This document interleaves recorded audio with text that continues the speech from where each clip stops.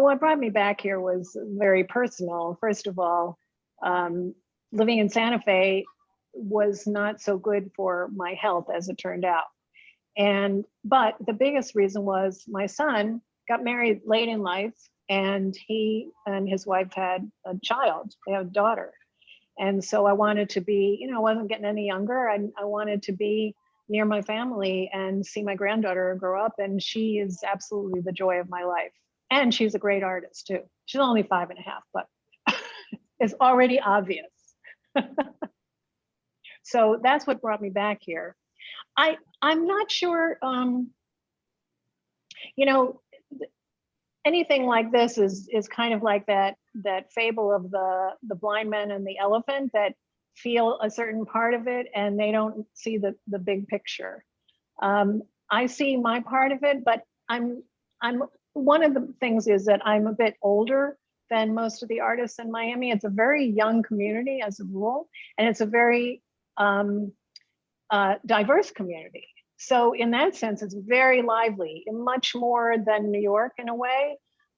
Many different voices, and I think that that's great.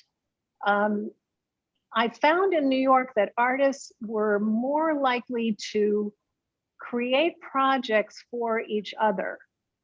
There was more of a sense of sisterhood. I'm going to say sisterhood because that's my experience, with women artists who really are attempting to make a place for ourselves. And I found in New York, and this is still true, that artists will create exhibitions. Especially during the pandemic, there's been tremendous number of these projects that artists are reaching out to each other to take part in. And I see that somewhat here. I would say that Diane Tapia, she's one of the people that I would say really is working to get artists together. If artists are meeting for drinks at night or something, I'm just not going to do that. It's not my lifestyle.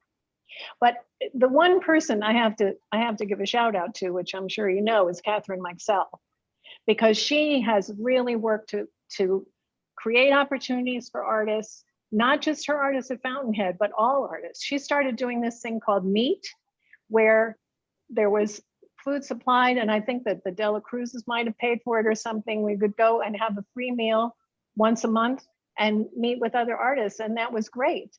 I mean, I haven't lived here that long, maybe about 5 years, so 2 of that has been during the pandemic. So,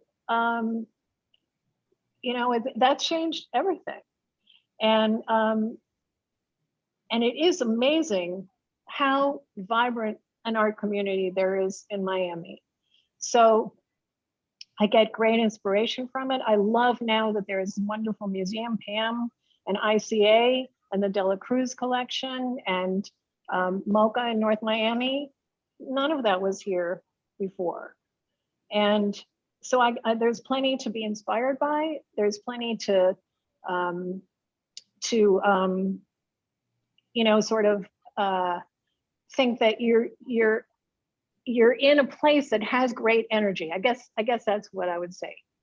Even more than New York in a certain way, because it's right there. The energy is just right there. And that's terrific.